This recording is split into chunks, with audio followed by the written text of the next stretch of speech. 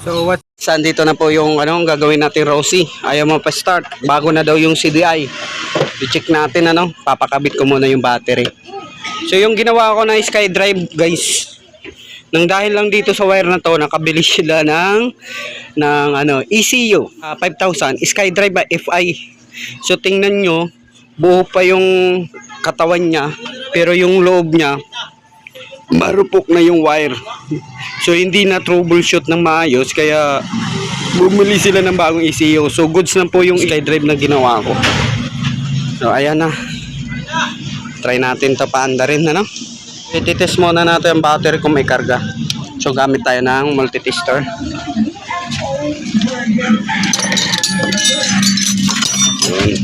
So location ko na Nursery Masbate, San Roque.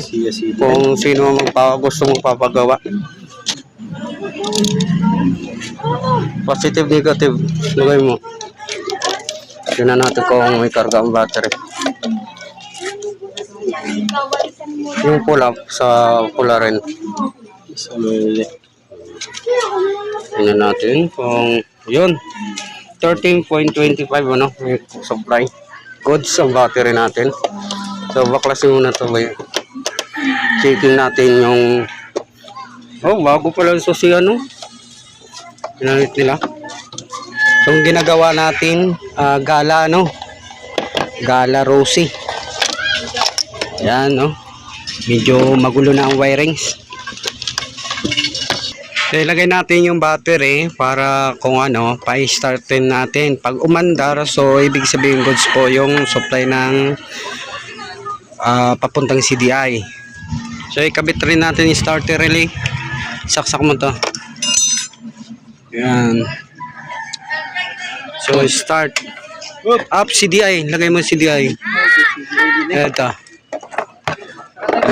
Tiga. Babalutan muna natin ng electrical yan. So guys, ginawa pala nilang battery operated to.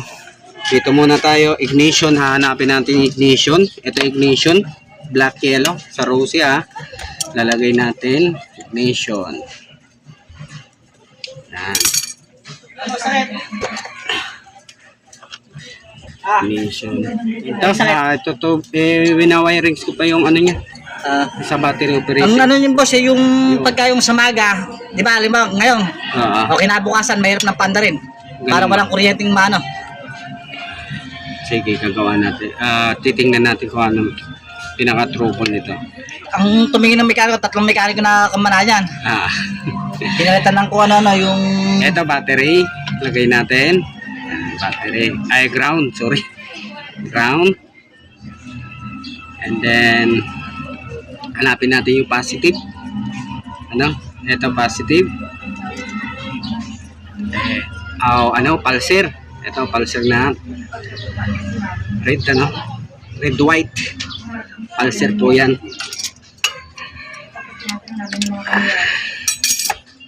Lagay natin sa pulser.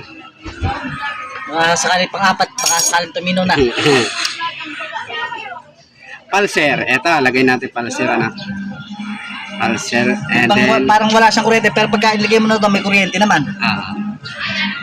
Ito ang sa battery, ang galing sa susian, hindi natin mahanap.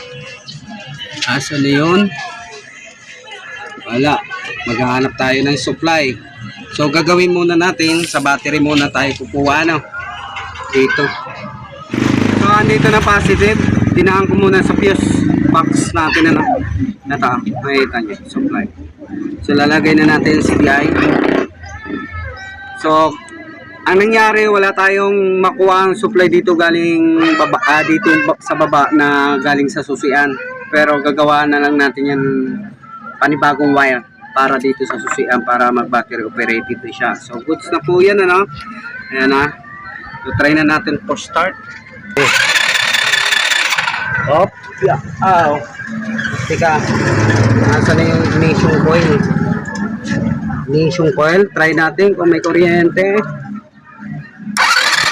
Ayan, good. May kuryente na. Start natin. Lagyan na natin ignition coil. Ayan. Start.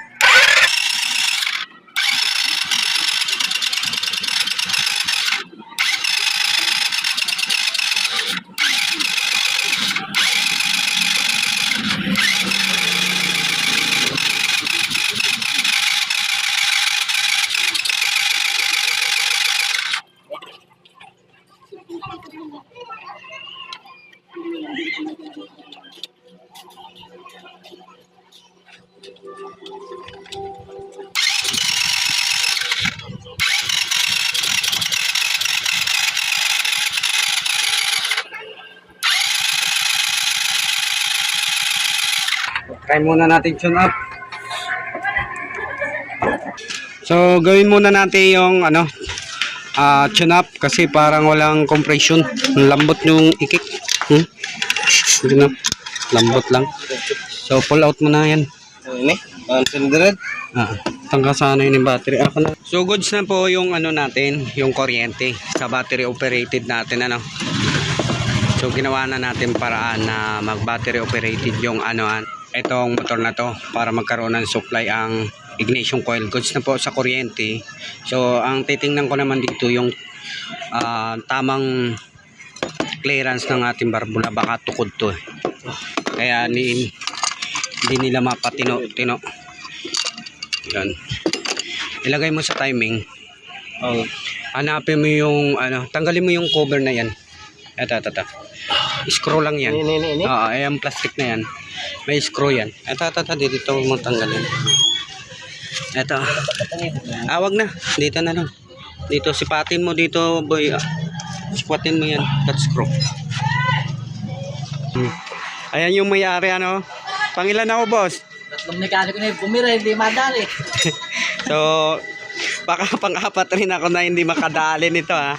Di, ikotin mo lang yan. Ilagay mo sa top. May letter T yan. Ito. Yan itong guhit na yan, hanapin mo yung letter T dyan na may guhit. Dadaanin mo, may sulat, baka lampas ka na. Silipin mo, ito. May sulat dyan. Letter T, hanapin mo, tapos itutok mo lang dito. Tune up lang natin. Ayan malambot ikot yung yan, sigonyal. So, kailangan natin i-tune up yan. Meron yan, imposible naman. May marking yan. So, andito na guys, letter T. So, dito lang nyo ilalagay yan, sa pinaka-guide nya, Yung, kitang-kita naman, So, i-tune up na natin yan. Para ma-check natin tukod. Ayun nga, tukod. Tukod yung isang barbula, Walang play, Wala. Ito may play, tingnan nyo, mga galaw siya, Ito wala. So, positive.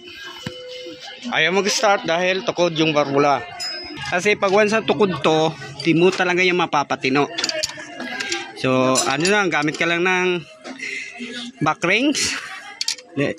Number 8, number 9. So, plies. Wamong plies. So, ayan lang.